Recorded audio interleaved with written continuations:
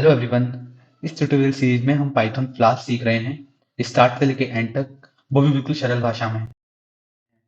तो इस ट्यूटोरियल में हम सबसे पहले देखेंगे add URL rule function. Then हम देखेंगे dynamic URL binding using URL for function. Then we will see कि हम पाइथन कोड को .py फाइल को .html फाइल से कैसे कनेक्ट करते हैं। तो सबसे पहले हम ऐड यूआरएल रूल फंक्शन देख लेते हैं। तो जैसा मैंने यहाँ पे लिख रखा है, there is one more approach to perform routing for the Flask web application that can be done using add url rule function of the flask class। तो मैं आपको जल्दी से अपने बीएस कोड में ले जाता हूँ और वो कोड दिखाता हूँ जो हमने सबसे पहले बनाया था। तो जैसा आप देख पा रहे हैं, ये हमारा यूआरएल है और इस यूआरएल को हमने इस फंक्शन से बाइंड किया है with the help of decorator @app.root। तो ये हमने जो यूआरएल को इस फंक्शन से बाइंड करा है, क्या हम इसको, यही एक तरीका है बाइंड करने का?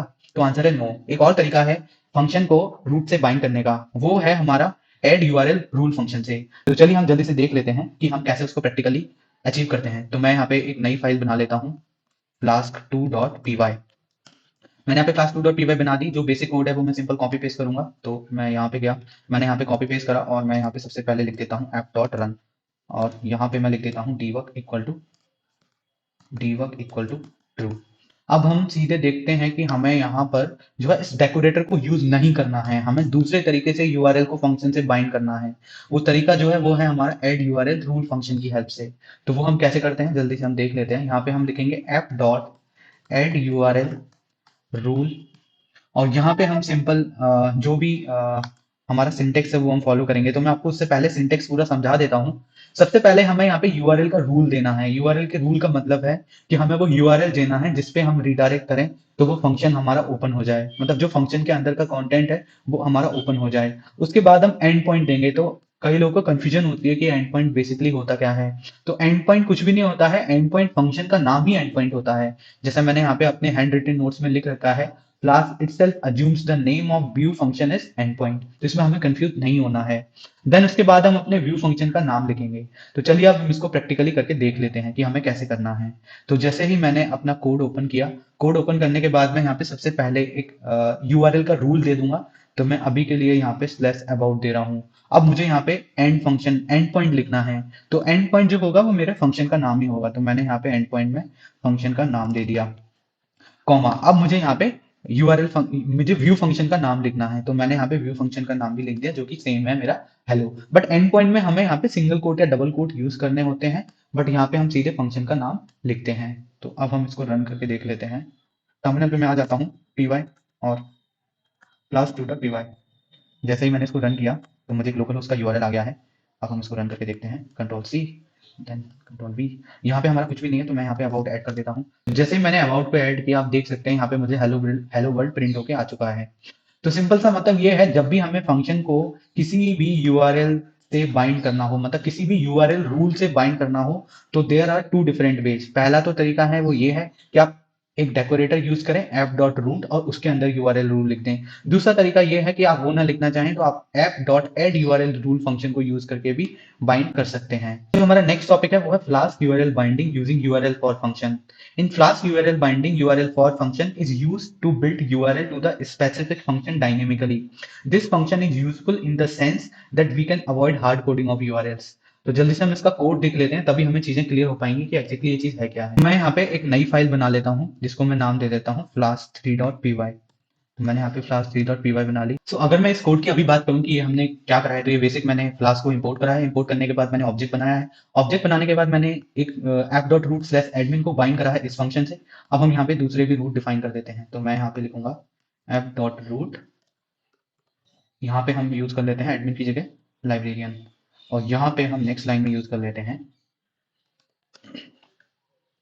स्टूडेंट।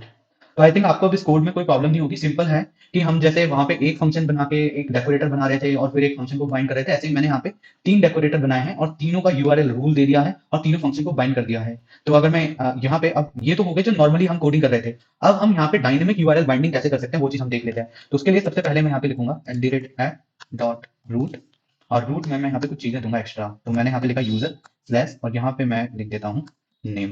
ओके, नेम के बाद मैं अंदर आता हूँ, मैं यहाँ पे एक फंक्शन बनाता हूँ डेफ यूजर और यहाँ पे पास करता हूँ नेम और नेम के अंदर मैं कुछ कंडीशंस दे देता हूँ। If name equal equal admin, अगर मेरा जो नेम है वो एडमिन हो तो मेरे को कहाँ पे रिडायरेक्ट करना है, तो मैं यहाँ पे लिख देता हूँ रिटर्न रीडायरेक्ट। मुझे रिडायरेक्ट कर दो, कहाँ कर दो, तो वो मैं देता हूँ यूआरएल फॉर और यूआरएल फॉर में मैं अंदर लिख देता हूँ एडमिन। ठीक है, इसी चीज को मुझे वापस से कॉपी पेस्ट करना है तीनों कंडीशन के लिए, तो मैं यहाँ पे इसको कॉपी पेस्ट कर देता हूँ सिंपल। तो यहाँ पे एक बार और लास्ट टाइम कॉपी पेस्ट, तो यहाँ पे एडमिन को और इस वाले एडमिन को, तो हमें क्या करना है हमें यहाँ पे लाइब्रेरियन, तो यहाँ पे मैं लिख देता हूँ लाइब्रेरियन। ठीक है, और लाइब्रेरियन के बाद हमारे पास जो नेक्स्ट है वो है स्टूडेंट। स्टूडेंट, ये है स्टूडेंट। तो ये सिंपल है, यहाँ तक का कोड सिंपल था। हमने तीन डेकोरेटर में तीन यूआरएल रूल दिए और तीनों फंक्शन को, अलग अलग फंक्शन को उनसे बाइंड कर दिया। उसके बाद हमें डायनेमिक यूआरएल बाइंडिंग करनी है, तो हमने सिंपल एक अलग तरीके का एक यूआरएल रूल दिया और उसके बाद हमने एक फंक्शन बनाया है जिसमें हमने तीन कंडीशंस दे दी हैं कि जब भी हमारा जो नेम हो अगर एडमिन हो तो हमें कहाँ पे रिडायरेक्ट करना है, एडमिन पे रिडायरेक्ट करना है। तो इसका मतलब ये क्या हुआ, ये एक तरीके की डायनेमिक यूआरएल बाइंडिंग हो गई, जहां पे अगर हम एडमिन देंगे तो एडमिन के पास रिडायरेक्ट हो जाएगा, अगर हम लाइब्रेरियन देंगे तो लाइब्रेरियन के पास रिडायरेक्ट हो जाएगा, अगर हम स्टूडेंट देंगे तो स्टूडेंट की तरफ रिडायरेक्ट हो जाएगा। तो ये चीज हम अभी प्रैक्टिकली भी करके मैं आपको बताऊंगा। तो मैं यहाँ पे लिख देता हूँ एफ डॉट रन और debug इक्वल्स टू ट्रू। ठीक है, और यहाँ पे मैं इसको कंट्रोल एस। अब हम वापस से अपने सर्वर को रन करके देखते हैं यहाँ पे। ठीक है, तो अभी हम अपने कोड को रन करके देखते हैं py class3.py। तो ये हमारा कोड रन हो चुका है। अब मैं इस लोकल होस्ट वाली लिंक को कॉपी पेस्ट करता हूँ और यहाँ पे देखता हूँ कि एग्जैक्टली क्या रहा है। इस बात पे कुछ भी नहीं है। ठीक है, अभी मैं यहाँ पे एडमिन दूंगा तो एडमिन वाला फंक्शन चल गया। अगर मैं यहाँ पे लाइब्रेरियन दूंगा तो यहाँ पे लाइब्रेरियन चल गया। और अगर मैं यहाँ पे स्टूडेंट को रख के हिट करूंगा तो स्टूडेंट चल गया। अब मैं यहाँ पे देता हूँ स्लैश यूजर, तो यूजर स्लैश में कुछ और देके देखता हूँ, लेट से कि मैं देता हूँ यहाँ पे स्टूडेंट। तो अभी आप देखो कि मैंने यहाँ पे दिया स्लैश यूजर स्लैश स्टूडेंट, तो ये मुझे रिडायरेक्ट होकर स्टूडेंट पे ला रहा है। इसका मतलब ये हुआ डायनेमिक यूआरएल बाइंडिंग। तो सिंपल है कि अगर हमें सिंपल यूआरएल को बाइंड करना है तो हम कर ही सकते हैं। हम यहाँ पे यूआरएल रूल लिखेंगे, फिर यहाँ पे फंक्शन को बाइंड कर देंगे। अब अगर यहाँ पे ये चॉइस के मतलब डायनेमिकली हमें अगर बाइंड करना है कभी भी यूआरएल को, तो हम कुछ भी यहाँ पे मतलब एक जैसे मैंने यहाँ पे स्लैश यूजर ले लिया है। Now again that thing depends upon name, कि मैं नेम क्या दे रहा हूँ। If name would be admin तो वो रिडायरेक्ट हो जाएगा एडमिन की तरफ, अगर लाइब्रेरियन तो वो लाइब्रेरियन की तरफ रिडायरेक्ट हो जाएगा। अब जो हमारा नेक्स्ट टॉपिक रहेगा वो बहुत ही ज्यादा इंपॉर्टेंट टॉपिक है, तो वो हमें बहुत अच्छे से समझना है।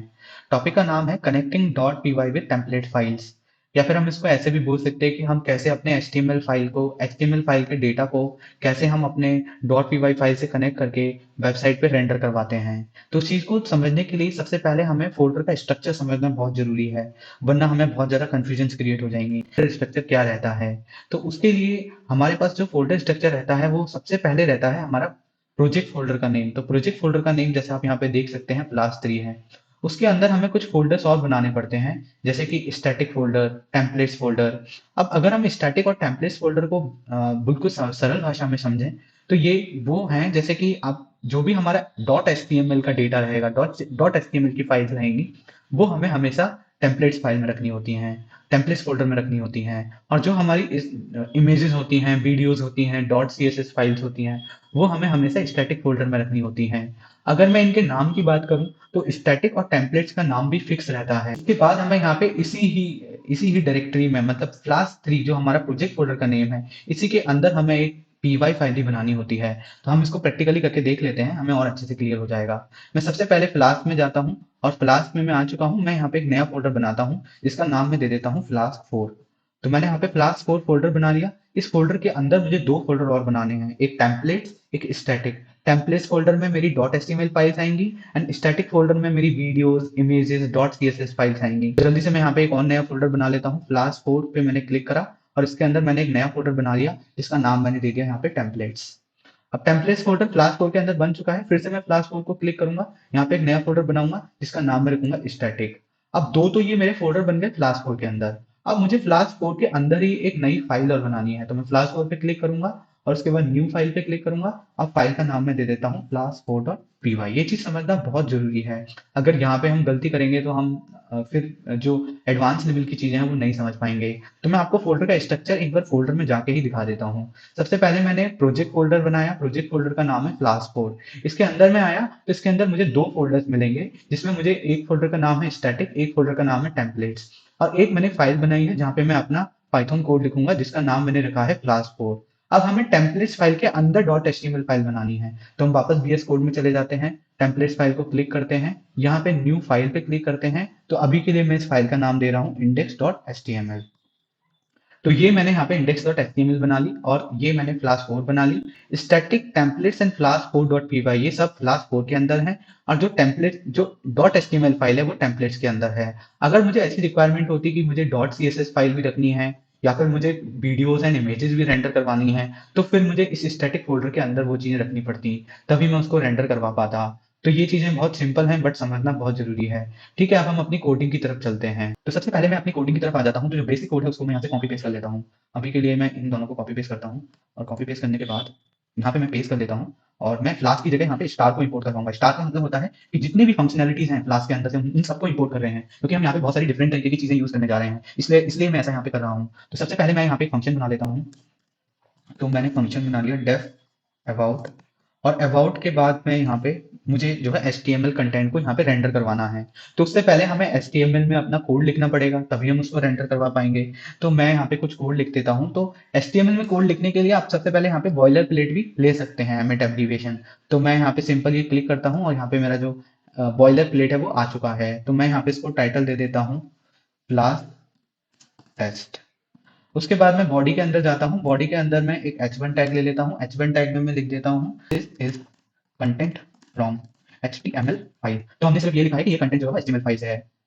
देन मैं एक और h1 लेवल की हेडिंग ले लेता हूँ। यहाँ पे मैं लिख देता हूँ this is first level heading.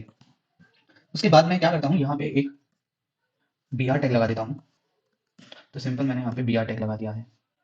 ठीक है, अभी मैंने जो अपना जो HTML कोड है वो यहाँ पे लिख लिया है। अभी मैं इसको यहाँ पे रेंडर मतलब यहाँ पे मैं इसको कनेक्ट कैसे करूंगा HTML फाइल को। अभी मैंने यहाँ पे .html फाइल में अपना कोड लिख लिया है। अभी मुझे कनेक्शन के लिए यहाँ पे कुछ चीजें यूज करनी पड़ेंगी, जैसे मैं आपको बताता हूँ। सबसे पहले मैं यहाँ पे डेकोरेटर बना देता हूँ जिसमें मैं अपना URL का रूल लिख सकूँ। तो मैं यहाँ पे सिंपल लिखता हूँ app.root, और यहाँ पे मैं लिख देता हूँ URL का रूल। तो मैं यहाँ पे दे देता हूँ URL के रूल में टैग।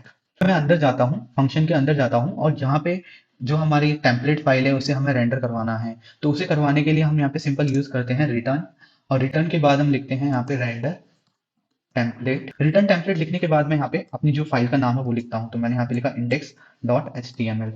index.html लिखने के बाद मैं यहाँ पे सिंपल अपनी ऐप को रन कर देता हूँ। मैंने यहाँ पे लिखा app.run, और अभी हम इस कोड को रन करके देखते हैं। index.html को भी हम सेव कर देते हैं। We are good to go. हम लोग यहाँ पे py flask4